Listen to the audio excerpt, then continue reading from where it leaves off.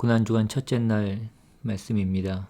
본문은 누가복음 22장 39절부터 53절까지 말씀입니다. 누가복음 22장 39절부터 53절까지 말씀 같이 보겠습니다.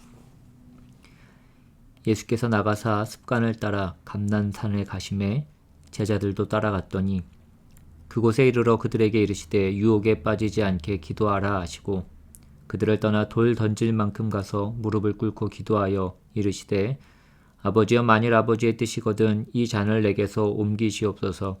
그러나 내 원대로 마시옵고 아버지의 원대로 되기를 원하나이다 하시니 천사가 하늘로부터 예수께 나타나 힘을 더하더라. 예수께서 힘쓰고 애써 더욱 간절히 기도하시니 땀이 땅에 떨어지는 핏방울같이 되더라. 기도 후에 일어나 제자들에게 가서 슬픔으로 인하여 잠든 것을 보시고 이르시되 어찌하여 자느냐 시험에 들지 않게 일어나 기도하라 하시니라. 말씀하실 때 한 무리가 오는데 12 중에 하나인 유다라 하는 자가 그들을 앞장서 와서 예수께 입을 맞추려고 가까이 하는지라. 예수께서 이르시되 유다야 네가 입맞춤으로 인자를 파느냐 하시니 그의 주위 사람들이 그 된 일을 보고 여짜오되 주여 우리가 칼로 치리이까 하고 그 중에 한 사람이 대제사장의 종을 쳐 그 오른쪽 귀를 떨어뜨린지라. 예수께서 일러 이르시되 이것까지 참으라 하시고 그 귀를 만져 낫게 하시더라. 예수께서 그 잡으러 온 대제사장들과 성전의 경비 대장들과 장로들에게 이르시되 너희가 강도를 잡는 것 같이 검과 뭉치를 가지고 나왔느냐? 내가 날마다 너희와 함께 성전에 있을 때에 내게 손을 대지 아니하였도다. 그러나 이제는 너희 때요 어둠의 권세로다 하시더라. 아멘. 오늘 본문은 예수님께서 그 겟세마네 언덕에서 기도하시는 이야기와 기도하신 후에 잡히시는 이야기입니다. 예수님은 제자들과 유월절 식사를 하신 이후에 그들과 함께 감난산 아래쪽으로 가셔서 따로 기도하셨습니다. 기도하러 따로 가시기 전에 제자들에게 당부의 말씀을 하십니다. 40절에 그들에게 이르시되 유혹에 빠지지 않게 기도하라. 지금 이스라엘의 유월절에 모든 일이 일어나고 있습니다. 유월절에 예수님은 이 유월절을 마지막으로 만드시는 자신을 유월절 양으로 드리는 그 일을 하실 것입니다. 그런데 그것은 참으로 어려운 일입니다. 그것은 참으로 커다란 고통이었습니다. 육체적으로 그리고 무엇보다 영적으로 고통당하시는 일이었습니다. 그리고 그것을 지켜보아야 하는 제자들에게도 그것은 힘든 일이었습니다. 마지막 유월절에 하나님께서 맡기신 그 일을 다 이루기 위해서는 그래서 기도가 필요했습니다. 예수님께도 또 제자들에게도 그 기도가 필요했던 것입니다. 주님이 제자들에게 기도하라고 말씀하시고 자신도 기도하셨습니다. 42절에 아버지여 만일 아버지의 뜻이거든 이 잔을 내게서 옮기시옵소서. 그러나 내 원대로 마시옵고 아버지의 원대로 되기를 원하나이다.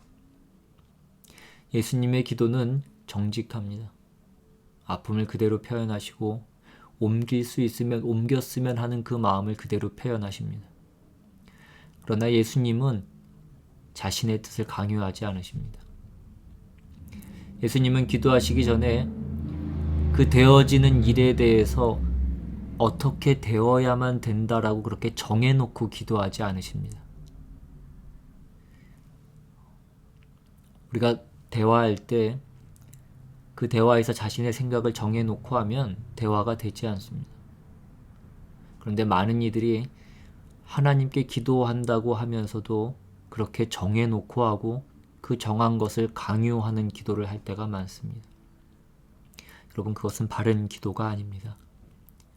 그렇게 기도하고 기도해도 소용없다라고 그렇게 얘기합니다. 오늘 예수님께서는 힘쓰고 애써서 간절히 기도하셨습니다. 그런데 그러면서도 철저히 하나님의 뜻이 이루어지기를 기도하십니다.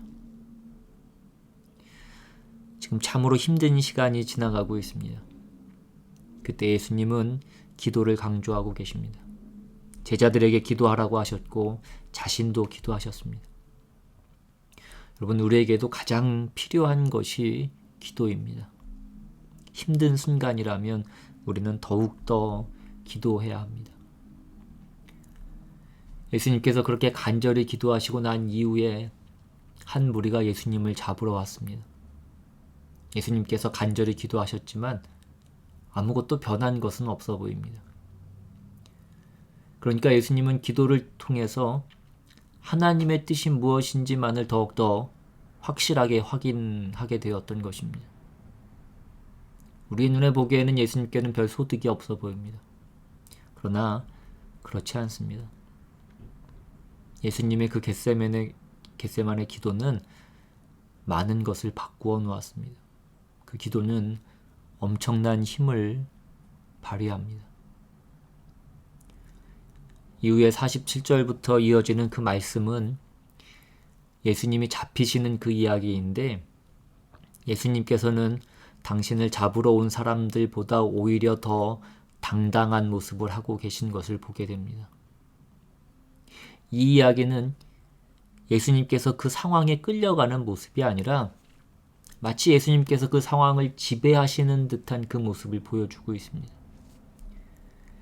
예수님의 기도는 예수님께서 원하셨듯이 그 잔이 옮겨지는 일은 일어나지 않았습니다. 그러나 예수님의 그 마음을 격정에서 평온으로 바꾸어 놓았습니다. 기도 이후에 예수님은 하나님의 뜻을 담담히 이루어 가십니다. 그래서 가장 위험하고 극적인 그 순간에도 넉넉한 마음을 가지시고 그 대제사장의 종의 귀를 고쳐주십니다. 제자들은 칼을 휘두르면서 극적인 어떤 대치를 이루었지만 예수님은 오히려 그 잡히시는 상황에서도 하나님의 뜻을 이루어 가셨습니다. 하나님의 뜻을 깊이 아셨고 받아들이셨기 때문입니다. 이제는 너희의 때요 라고 그렇게 말씀하시면서 그들이 하고자 하는 일을 하라고 하십니다. 이 땅에 하나님의 뜻이 이루어지기 위해서 어쩌면 우리는 많은 고난을 받아야 할지도 모릅니다. 그때 우리도 기도함으로 그것을 받아들일 수 있어야 합니다. 억지로가 아니라 믿음으로 받아들일 수 있어야 합니다. 기도는 우리의 연약함과 상황의 어려움을 이기게 해주는 것입니다. 예수님께서 기도하심으로 참으로 어려운 이 길을 담담히 가고 계신 것처럼 우리도 기도함으로 우리에게 주어진 그 길을 담대히 평온 가운데 갈 수 있기를 바랍니다. 오늘 많은 사람들이 기도를 많이 오해합니다. 그 기도라는 것이 무슨 자기 뜻을 이루어지는 도구처럼 하나님을 향한 어떤 청구서처럼 그렇게 사용할 때가 많습니다. 여러분, 기도는 우리의 소원을 이루어주는 것보다 더 강력한 그 무엇입니다. 그러니 기도하십시오. 우리는 기도함으로써만 험난한 이 세상을 극복하고 평온 가운데 살아갈 수 있습니다. 예수님은 기도하심으로 체포되는 그 순간에도 평온하셨습니다. 체포되는 그 순간에도 그 상황의 지배자이셨습니다. 신앙인이라고 하면서도 상황에 매인 사람들이 많습니다. 우리가 기도해야 됩니다. 그래서 어떤 상황이라고 할지라도 그 상황의 지배자가 되어야 합니다. 오늘 예수님께서 그 가장 힘든 길을 가시면서 그 길을 가시기 전에 기도하시는 것을 보았습니다. 기도해야 그 길을 잘 갈 수 있었기 때문입니다. 실제로 예수님은 기도하심으로 그 어려운 길에서도 마치 당신이 그 상황의 지배자인 것처럼 당당하고 평온 가운데 그 길을 가고 계시고 있는 것을 우리가 봅니다. 오늘 우리는 어떻습니까? 오늘 우리는 우리가 있는 그 자리에 그 상황의 지배자입니까? 아니면 상황 때문에 항상 힘들고 피하고만 싶습니까?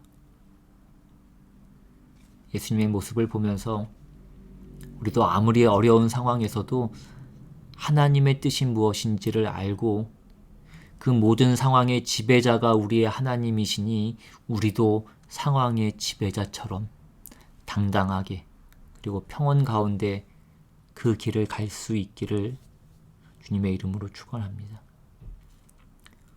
이 고난 주간 첫째 날을 맞이하면서 주님이 그 고난의 길을 어떻게 가셨는지를 다시 한번 기억하면서 우리도 우리가 가야 될 길을 우리의 십자가를 지고 갈 수 있도록 이 시간 그 주님의 은혜와 주님의 능력을 구하며 기도하며 나아갑니다.